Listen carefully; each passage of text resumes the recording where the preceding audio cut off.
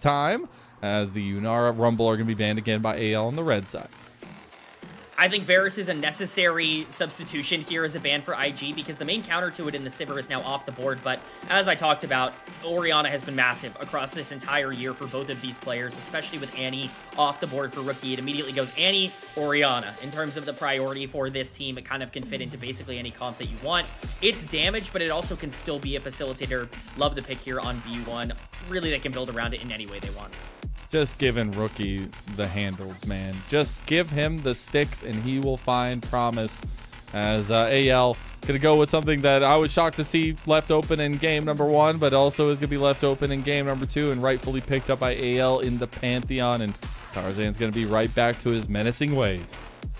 Yeah, Pantheon's kind of fallen off a bit in terms of priority, at least in like game 1. It is still very strong though. I mean, this is still a pick I don't want to face in a game. It can still do a lot of damage, and certainly someone like Tarzan, who we already saw get gigantic early game leads, you don't really want to give him a playmaker like that. The Corki is going to get locked in for some bot lane prio, but it's immediately answered by the Lucian Braum. That 2v2 gauntlet is getting thrown down. The question is, do AL want to pick support here and kind of play off that Corki? Do they want to pick the Galio potentially to play with the Pantheon in terms of the double global? Couple of options, but it will be the Meiko, so bot lane's picked for both sides. Not that much range for that bot lane for IG, and I think they're going to fall right into the trap of Kael. He's been an incredible Nico, and we'll get it yet again here in the playoffs. But the second round of bans are coming through. We're getting the carry focus. Junglers banned away against Wei this time as Nefiri is taken away. Yeah, I mean, you know, the carry junglers we've already seen can look pretty good in the right circumstances. Nefiri certainly one of the better ones alongside that Zed, potentially Viego. Things like that could get pulled out in this series. I think they're definitely playable right now. But when you look at specifically what Wei likes to lean towards, divers. He wants to play these champions that can go in. We saw the Jarvan in game 1. Something like the Vi could very much be on the table if it's not banned out here in game number 2. Also could see the Trundle that I pointed out in that first draft. Even something like the Skarner. It's just more setup potentially to play off that team fight option and try to get the solution ahead. One combo I've really liked is the Wukong Orianna, just because you have some sly ways you can get that shockwave combo in. It's going to be the Trundle ban by AL, so they're really focusing on Wei's champ pool. The Renekton ban will be levied once again towards Flandre in this game number 2, and we'll see what AL want to keep for counter pick.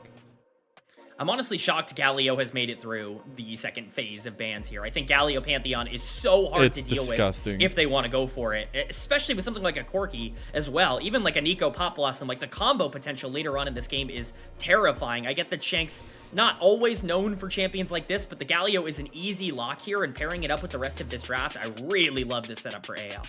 My only concern is the damage profile, but you do have a Tarzan is ahead. That's not going to really matter in a lot of cases.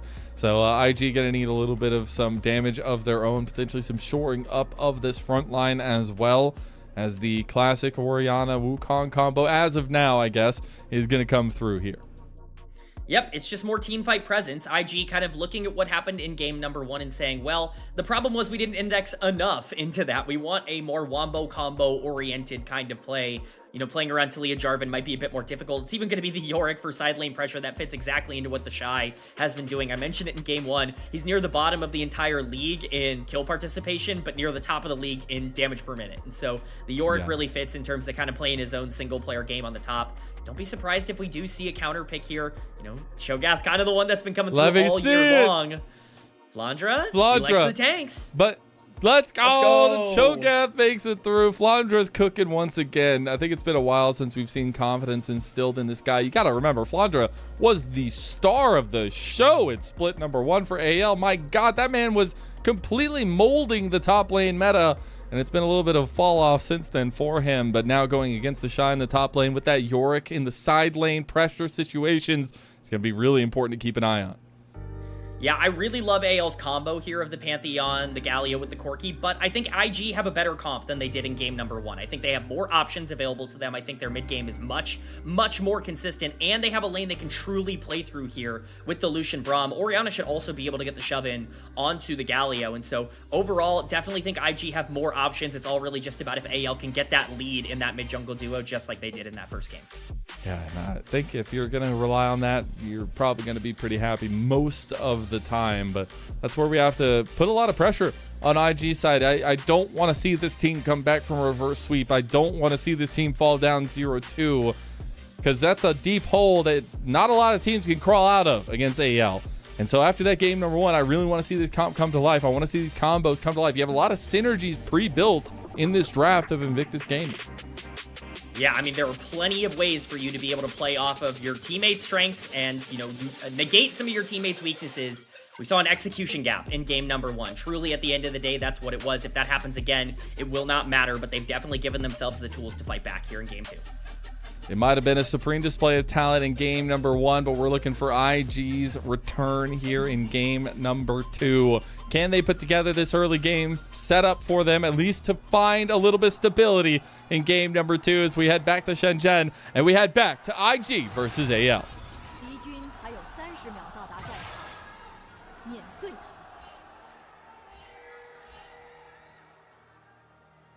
Bumper!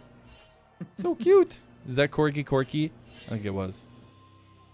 How appropriate. My brain took over. No, you're correct, Lennon. You're absolutely correct. That is absolutely something worth calling out at the beginning of this. Also worth calling out, the fans showed up here today. They're loud. Yeah. They are ready. They are ready to go. They are excited for this series despite the game 1 stomp, and I am as well. I mean, they need to be.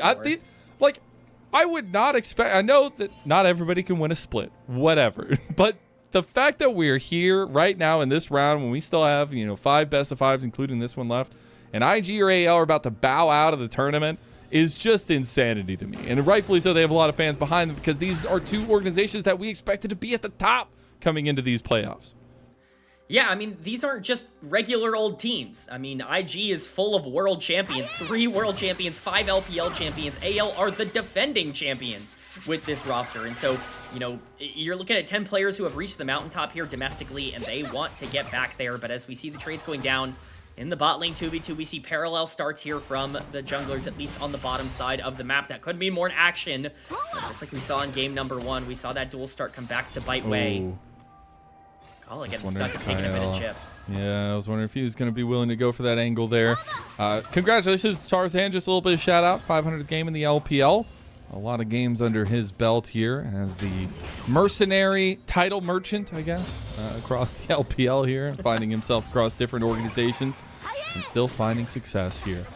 For AL, trying to go back-to-back in this run as we take a look at the comp from IG, and that is why we focused on the Orianna for rookie. Why IG were willing to B1 this pick, because it has been so strong for the legendary mid lane. Yeah, I wanted to push it a lot in draft because this really is a huge pick for rookie and for Shanks and for IG to be able to pick this up in game number 2. You should feel pretty confident. Flandre, though, could be in danger. Oh, he's in a lot of danger here. He will not have the rupture any longer. He will not have any escape tools, and he's going to give the kill right to Wei. That is a huge gank from Wei. It's exactly what he needed to do in order to establish himself in this game, to get Tarzan on the back foot at least a little bit here. It's basically what happened in game number 1 to a slightly lesser degree, but skipping some camps in order to get that kill is more than worth it if you are able to establish that pressure. And now, Wei has the potential to kind of duel out Tarzan if he wants to utilize those resources. Yeah, I do want to see if AL are going to want to collapse this mid-jungle duo here. There are already pings coming down, but the vision will be there, so Tarzan going to be spotted doing the scuttle crab. This should just be the trade. Obviously, Wei is going to be a little bit behind, so Tarzan could take the preemptive path and get a double scuttle clear. I think he's going to look for Wei here instead, though. It certainly would be. He wants it. He even cues it up. Aggressive play. He's just going to miss him, I think, unless he goes all the way in. We will see. Right. He's just going to back. The more reserved play Ships coming in the night. Yeah. I don't know what happened bot lane, but IG said we want out. They're going to transfer Gala away from that bot lane. He was already down a decent amount of CS, and Shanks in some trouble in mid lane now as well. But we are going to get the lane swap-a-roonies coming in from only IG this time. We do see Hope going back down towards bot lane, even though they already see TheShy down there. It's actually what I consider the first real breakpoint timer right now in the current meta of when you can swap, is that 4-minute mark to be able to get, you know, your bot laner up to the top side by that 4.5 minute mark, you're going to be able to catch the cannon wave and really push it forward. So definitely looks like IG want to put those resources onto the top side, maybe punish Flandre a bit more, especially after that early death. Luckily, he still does have his flash available to him. He didn't burn it in that exchange earlier with Wei, so not the most punishable Cho'Gath of all time, but certainly a lane that should be good overall. Looks like they are going to keep Kael down here, though, at least for now. You want to see when these supports get impact on the map as well. They will be both looking for roams. A lot of safety being played by both squads, a little bit less so in the top lane here. But it was, in the end, Tarzan getting that double scuttle across the map, so we will have a little bit of an advantage in that. And we do have a first dragon, Infernal Dragon. Don't know how much that's going to be of interest of both teams earlier on, as both junglers pathing up towards this top side. Definitely one that I imagine AL is going to have pretty full control over if they want it. Oh, they got the catch on the TheShy. Okay. Yeah. He's fine. He's just Yorick. Definitely tough to fully capitalize, but Tarzan get caught here. Tarzan gonna get found out in the jungle. Wei feeling very proud with Meiko right behind him to take this skirmish. Unfortunately, Flandre really can't move over, as there will be the smite used. Wei trying to get as much as he can there, but the vision will show his way out. Flandre could be the focus now. TheShy needs to be very careful on bot side. He has not hit level 6, does not have the maiden. Will be just fine for now and should be very close to hitting that 6 mark very shortly. And that is not going to be enough in that bot lane to get AL anything. Yeah, Tarzan kind of desperately moving around the map looking for something. Top lane is going to be a bit of a nightmare area for him right now because of that early swap. He's going to make his way down to the bot side here. This has to be the area of pressure for AL. If Tarzan's going to get anything, it's going to come on this side of the map. He might be looking for a dive onto the Yorick. Looks like he's pathing there. Won't be spotted out till he comes around the corner here. But it might just be too late for TheShy. The wave's coming in, but it's a little bit delayed, and Tarzan's going to try to make the move here. Goes on to the maiden, just tries to fight out TheShy, but TheShy is chunking him with the maiden here. You got to do something to commit to this, as now the TP's coming in. That's going to be Meiko coming to save TheShy. Yeah, I mean, this is just... It's burning resources, which is good for AL, but it's a lot of this early tempo and pressure that Pantheon wants to generate kind of going to waste in this game. Remember, IG have a ton of options the later this game goes. Kael takes a little bit of a trade onto Meiko here. It's good play from IG. It's controlling the tempo. They might be down a little bit of gold, just generally from that Corki being up in CS, and a little bit of a lead for Flandre, but certainly not a bad game state for them at all.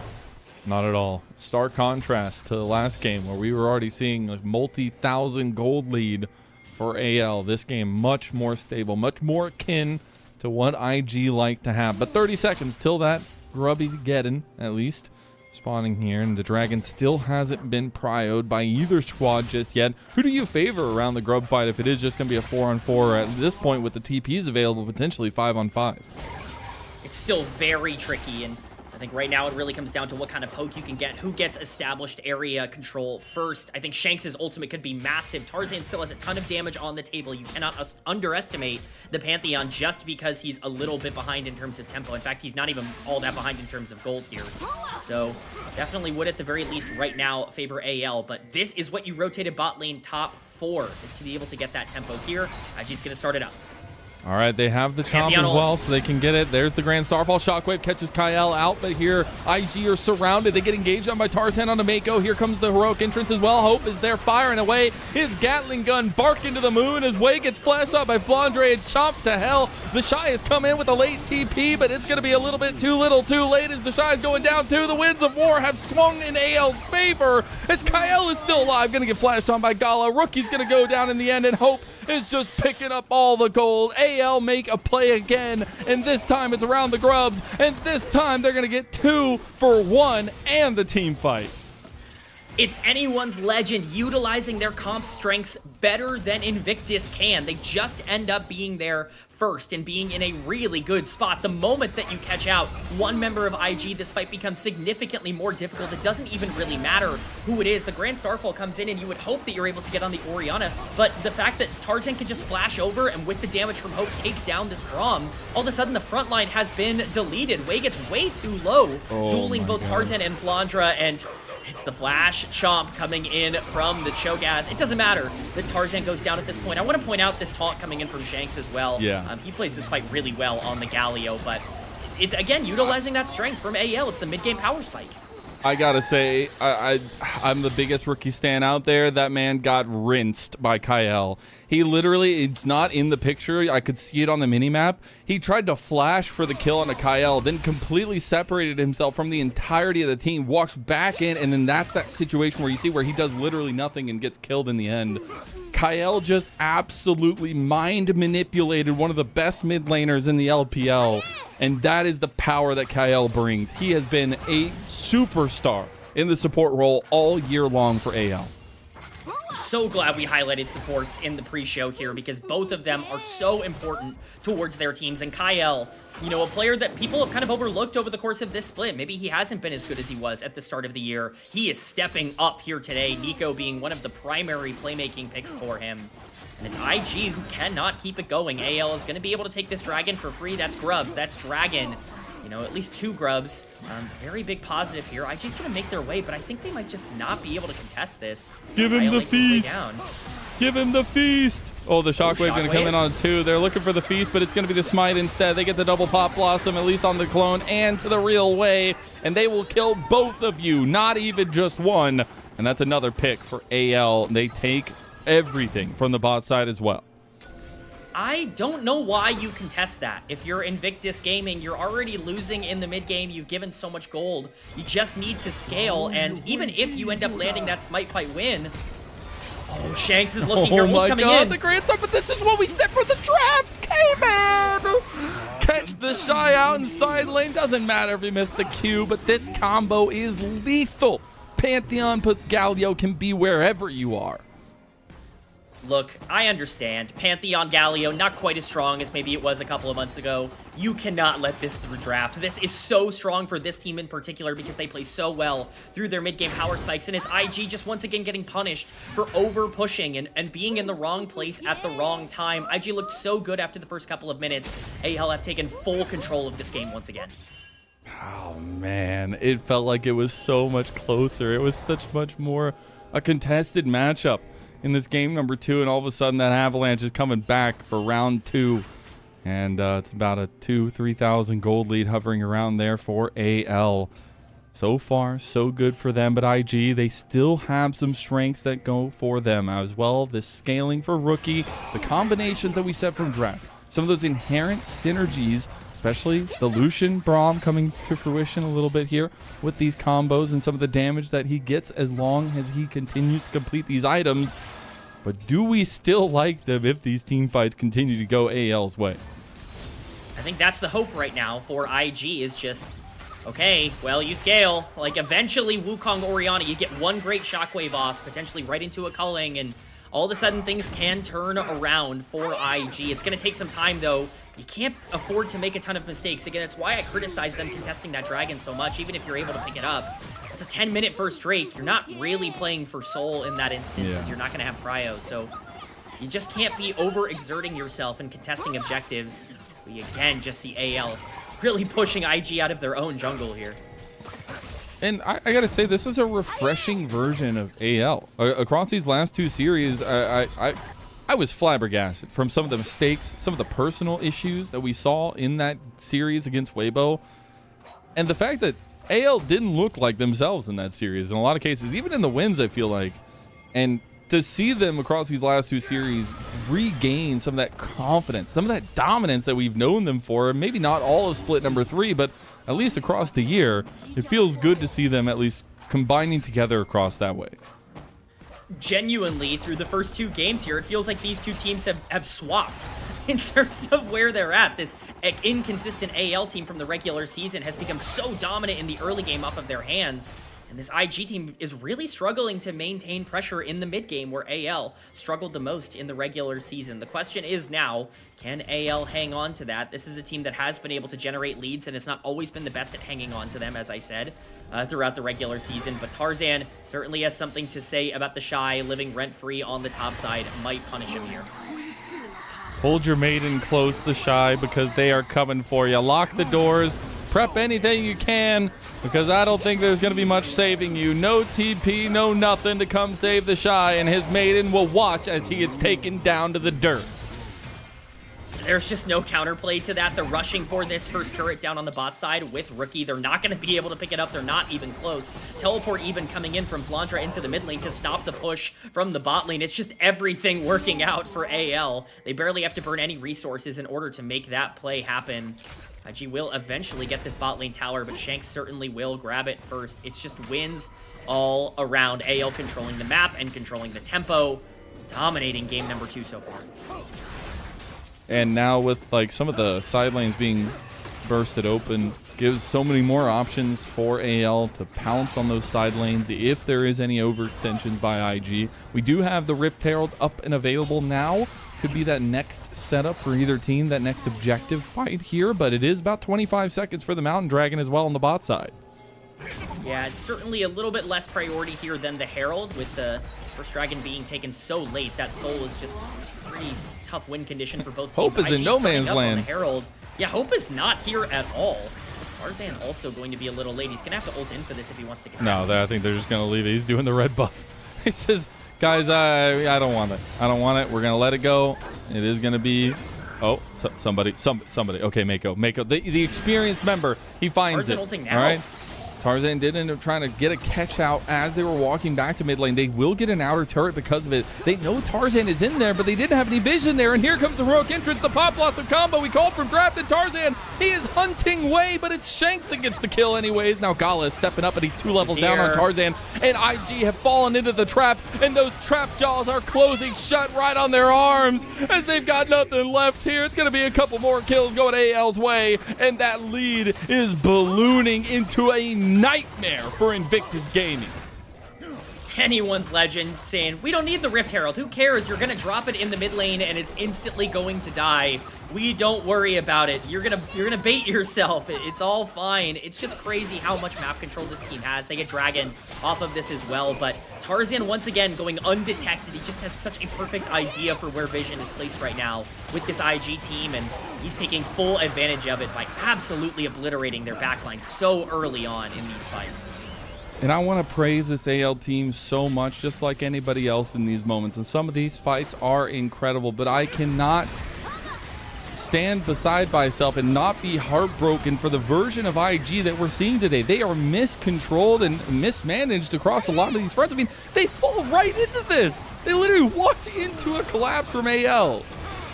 Yeah, I mean, they just had no clue. I guess that Tarzan was there sitting in the bush. It really ends up coming back to bite them in terms of their game plan, but it's the aggressiveness from AL, it's the decisiveness, something that this team was sorely lacking in some of their previous series that they are not lacking for at all today. They are not afraid to make plays with this very, very, synergistic comp, and it's really working out. That gold graph, in terms of those players, definitely showcasing that.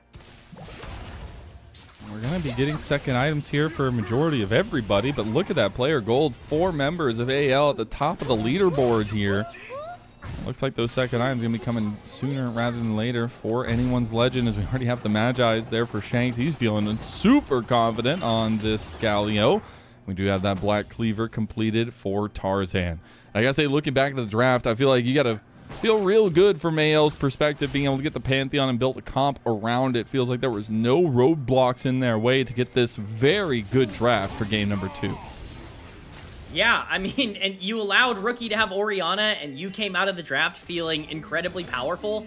That's terrifying. If you're IG, you got so many comfort picks, even Gala's Lucian, Meiko's Braum. These have been big picks for the team across this year, and it just has not mattered. AL has had better execution, better setups, and we'll see how much IG can do to take it down. Remember, I'm not going to keep, pushing this point. It gets harder and harder to, imagine a reality, but there could be a miracle play coming in here. You still have the tools to wombo combo with the Wukong and the Orianna. It's just really hard to imagine you ever breaking through that front line. It's all going to be about if you can get that Yorick online and get that side lane pressure going. He's down 2 levels to Flandre, and now Tarzan's coming to punish him again. He's not even going to use the Grand Starfall. He's just going to walk his way there. He's looking for the speed up now. The CC chain and TheShy goes down to the feast of Flandre, and all AL are just feasting on the corpses of Invictus Gaming here. Yeah, everybody is here in terms of Shanks teleporting in. Hope and Kael are making their way down. Meiko is here. This looked like it was, kind of gearing up to be a big fight, but I think very wisely IG is like, maybe not. Maybe we don't want that one. So they are going to back off.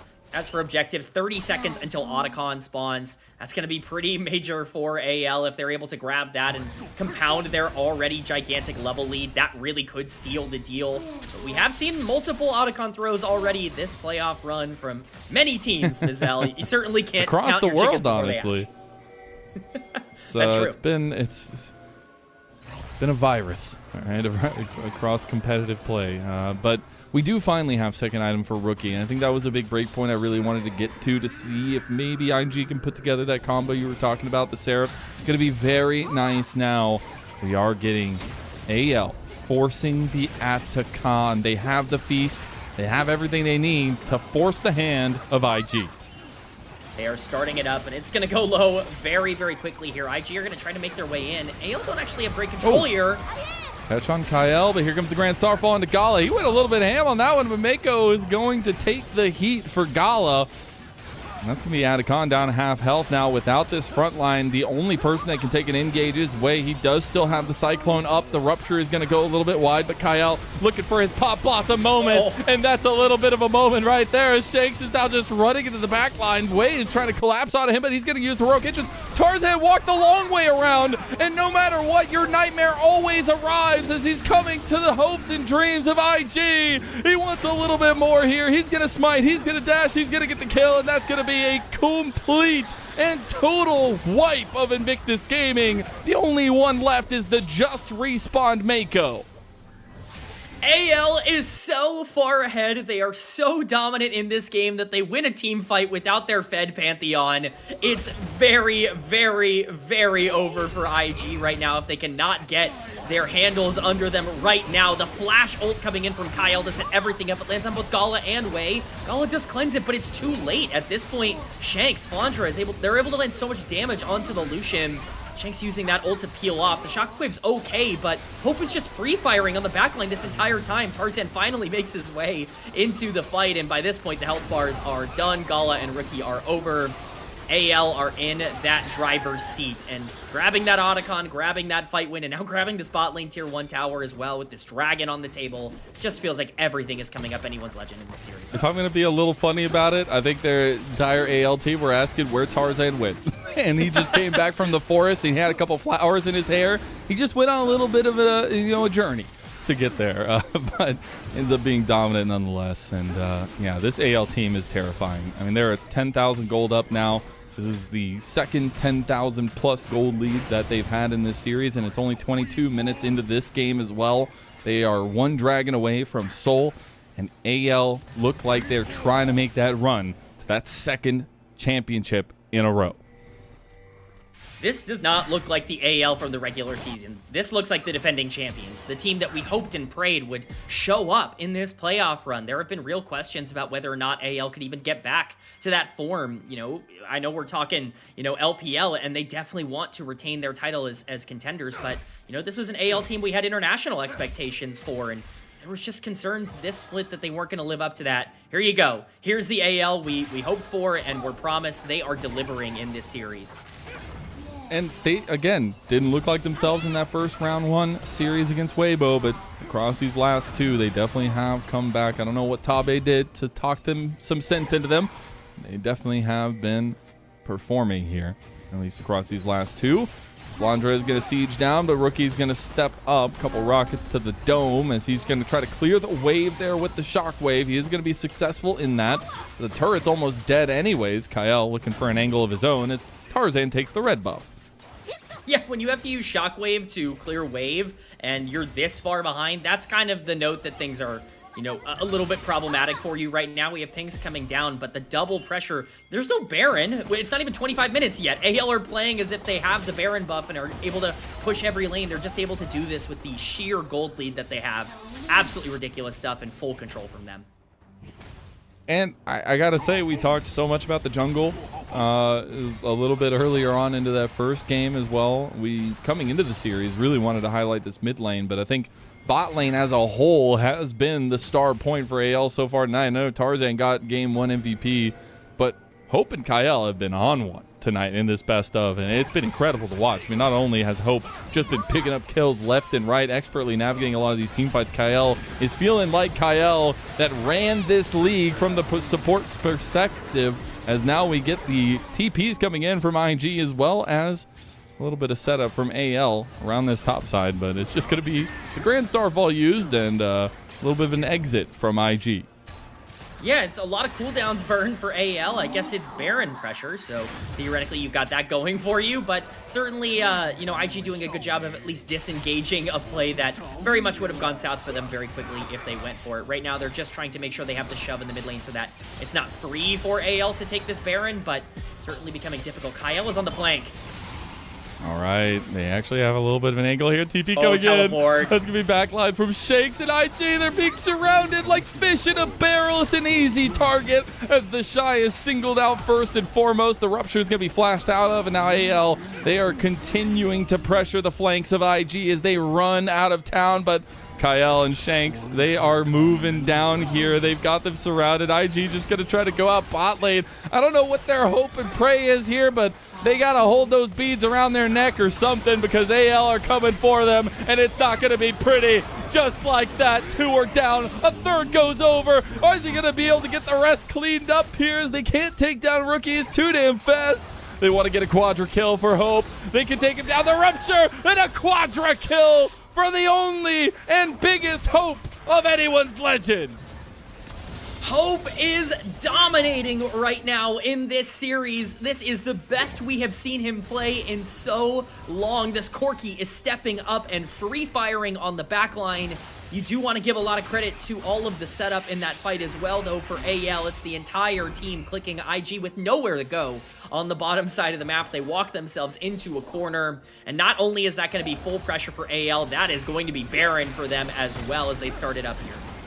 Yeah, I mean, that's just going to be taken down very quickly, and we're going to be staring at a 15,000 gold deficit yet again, and again, 40 seconds for that next dragon as well. A Hex Tech Soul, which will just continue to improve the firepower of anyone's legend. And I got to give special props to the entirety of the team at anyone's legend. This is the second red side dominant game from them, where in the playoffs we've seen blue side be dominant. Meiko going down. I don't even know if we need to talk about this anymore because it's a massacre.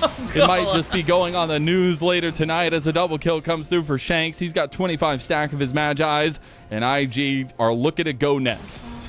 Yeah, this might be the game-ending push. Shockwave goes down. It just lands onto Shanks. They're not able to find anything else. No damage coming through. This is likely going to be the game-ending push.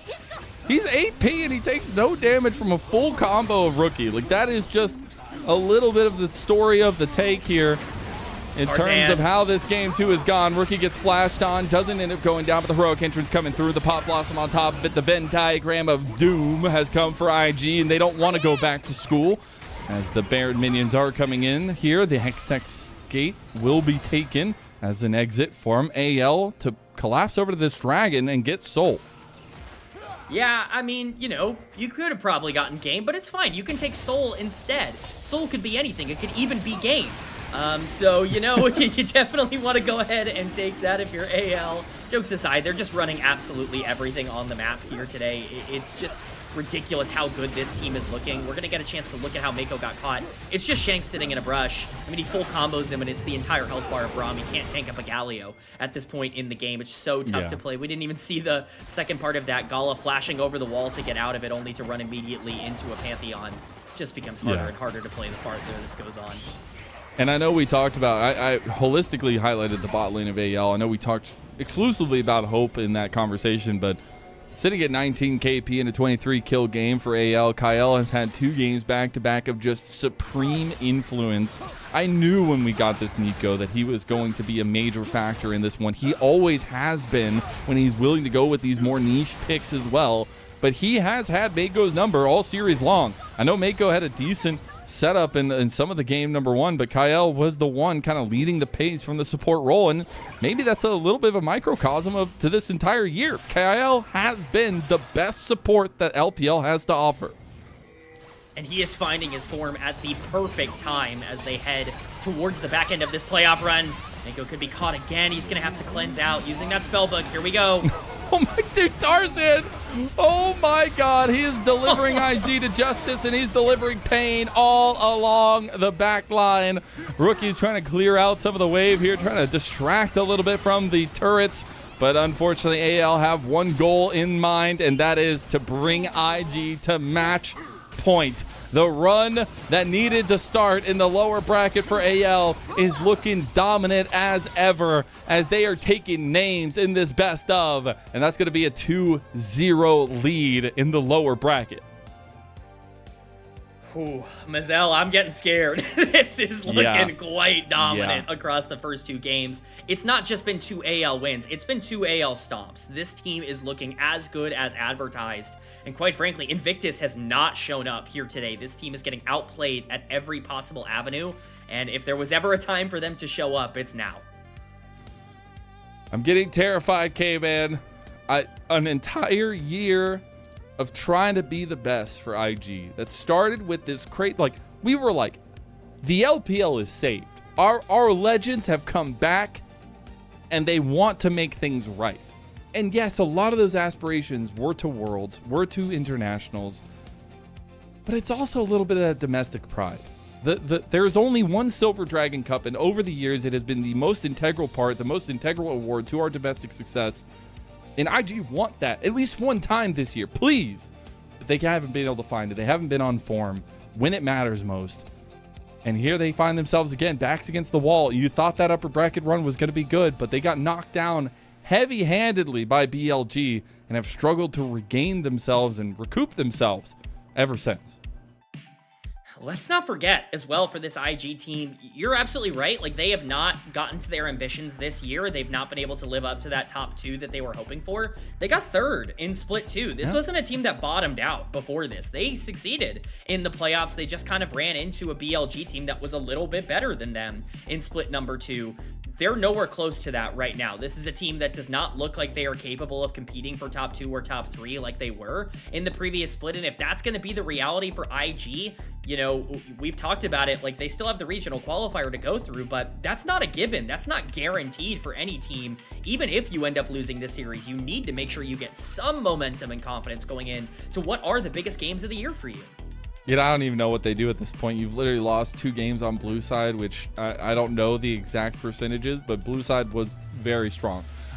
And I think there's a reason why every time a team loses, they choose blue side.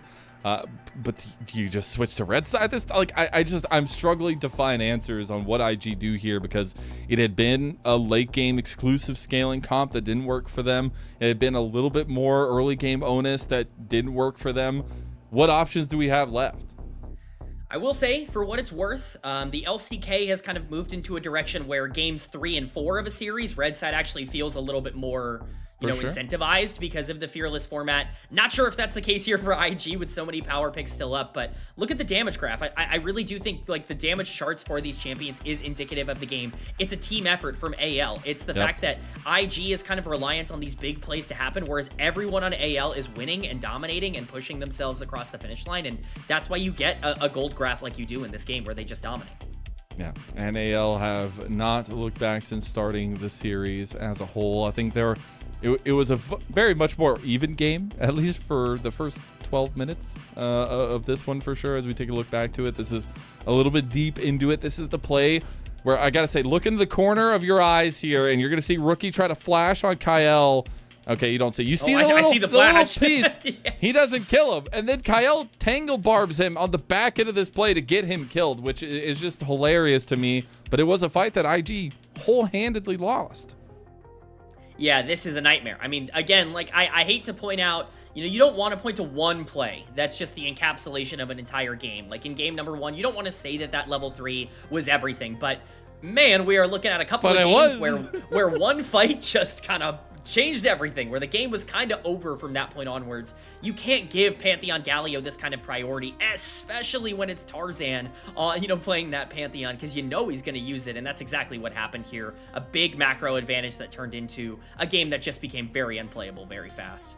They really wanted rookies. Orianna, what they paid for it was a Pantheon that has dominated the LPL ever since it had come into meta, but also anytime it's let through, which is very rarely, a little bit more so as of late here in the playoffs. But in the right hands, this pick can still be oh so dominant. So I guess we got to start talking about who gets MVP for this second game. I hope pretty good candidate. Kael, though. Kael, though. All right. I'm just saying. Some of the setups from Kael were pretty nasty. Could be getting the MVP here, too. I think it has to go to a bot lane member. That I definitely feel comfortable in. Whether it's Hope or Kael, Here comes Flandre getting it. Cut to the Shanks Galio, who was good this game, but just for me, I just think Hope's damage in those fights, he was so consistent at just maximizing his tempo in that game, his positioning, so good on the Corki. He was willing to, Valkyrie in and play really aggressive, even when this team only had like a 2k gold lead. He wasn't really afraid to try and maximize the damage, and I think that that's really impressive to me. If you wanted to give it to Kael for the setups, I totally understand. Really great ultimates, but for me, Hope, I think, played a really excellent game on the Corki. Little side note, I loved how deep Tarzan continued to go with the ultimates, because he's just setting up for Shanks to come join, and he will just be in prime position to get a lot of those wombo combos off, and just a little bit of that synergy built into the compositional strengths. And as soon as we saw that Pantheon Galio, we knew what was coming. It was those side lane plays, and they were able to execute it well. And don't forget, they got that Galio second rotation. That got through 5 separate bans from IG in that game. They banned the Renekton over that Galio. I think they might want to rethink that going into potentially some future series. But for now, the Galio at the very least is off the board. The Pantheon off the board. The Talia as well is off the board. Same thing with the Orianna, the Annie. A lot of these big mid lane picks that have been really prioritized by Shanks in particular are gone.